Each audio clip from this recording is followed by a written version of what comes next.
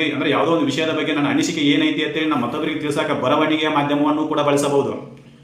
ಜೊತೆಗೆ ಪ್ರಿಂಟಿಂಗ್ ಮುದ್ರಣ ಮಾಧ್ಯಮವನ್ನು ಕೂಡ ಬಳಸಬಹುದು. ಇನ್ನು ಡಿಜಿಟಲ್ ಮಾಧ್ಯಮವನ್ನು ಕೂಡ ಬಳಸಬಹುದು. ಯೂಟ್ಯೂಬ್ ಮತ್ತೆ ಟ್ವಿಟ್ಟರು ಆಮೇಲೆ ಇನ್ಸ್ಟಾಗ್ರಾಮು ಈ ಎಲ್ಲ ಡಿಜಿಟಲ್ ಮಾಧ್ಯಮಗಳನ್ನು ಬಳಸಿಕೊಂಡು ಕೂಡ ನನ್ನ ಏನು ಮಾಡ್ಬೋದು, ಅನಿಸಿಕೆಗಳನ್ನು ವ್ಯಕ್ತಪಡಿಸಬಹುದು. ಇದು ಖಾಸಗಿ ವ್ಯಕ್ತಿಗಳ ವಿರುದ್ಧ ಅಲ್ಲ, ರಾಜ್ಯದ ವಿರುದ್ಧ.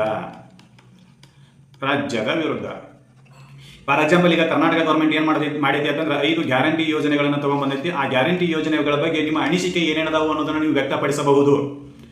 ಅರ್ಥ ಆಗದನ್ನ ಹೇಳಿದ್ದು, ಈಗ ಬಸ್ ಫ್ರೀ ಮಾಡಿದ್ದಾರೆ ಯಾರಿಗೆ, ಹೆಣ್ಮಕ್ಳಿಗೆ. ಬಿಕಾಸ್ ಆಫ್ ವಾಟ್ ದೇರ್ ಏನು ಹೆಣ್ಣು ಮಕ್ಕಳ ಡೆವಲಪ್ಮೆಂಟ್ಗಳ ಅಭಿವೃದ್ಧಿಯ ಸಲುವಾಗಿ ಏನು ಮಾಡಿವಿ ಅಂತಂದ್ರೆ ಬಸ್ಗಳನ್ನು ಫ್ರೀ ಕೊಟ್ಟಿವಿ ಅಂತೇಳಿ ಗೌರ್ಮೆಂಟದ ಅನಿಸಿಕೆ. ಅದನ್ನು ನೀವು ಟೀಕಿಸಬಹುದು, ಕಮೆಂಟ್ ಮಾಡ್ಬೋದು.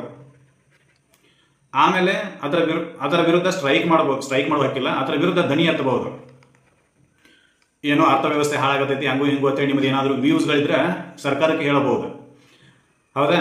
ಈ ರೀತಿಯಾಗಿರ್ತಕ್ಕಂಥ ಅವಕಾಶಗಳನ್ನು ನಮಗೆ ಯಾವ್ದು ಕೊಡ್ತೈತಿ ಅಂದ್ರೆ ಫ್ರೀಡಮ್ ಆಫ್ ಸ್ಪೀಚ್ ಕೊಡ್ತೈತಿ. ಹೌದಾ? ಇದನ್ನ ಹೆಂಗೆ ಮಾಡಬಹುದು ಅಂತಂದ್ರೆ, ಯಾವ ರೀತಿ ಮಾಧ್ಯಮಗಳನ್ನು ಬಳಸಿಕೊಂಡು ನಿನ್ನ ವ್ಯೂಸನ್ನು ಎಕ್ಸ್ಪ್ರೆಸ್ ಮಾಡಬಹುದು ಅಂತಂದ್ರೆ, ನೀನು ಬಾಯಿಂದ ಹೇಳ್ಬೋದು, ಇನ್ಸ್ಟಾಗ್ರಾಮ್ದಲ್ಲಿ ಬರ್ಕೋಬಹುದು, ಯೂಟ್ಯೂಬ್ನಲ್ಲಿ ವಿಡಿಯೋ ಮಾಡಿ ಹಾಕ್ಬೋದು, ಅಥವಾ ಪೇಪರ್ನಲ್ಲಿ ಆರ್ಟಿಕಲ್ ಅನ್ನು ಬರೆಯುವುದರ ಮೂಲಕ ನೀನೇನು ಮಾಡಬಹುದು ಅಂತಂದ್ರೆ ನಿನ್ನ ವ್ಯೂಸನ್ನು ಎಕ್ಸ್ಪ್ರೆಸ್ ಮಾಡಬಹುದು. ಯಾವ್ದು ಹೇಳ್ತೈತಿ? Article 19 sub clause 1 provision A ಹೇಳ್ತೈತಿ. ಆದರೆ ಇದು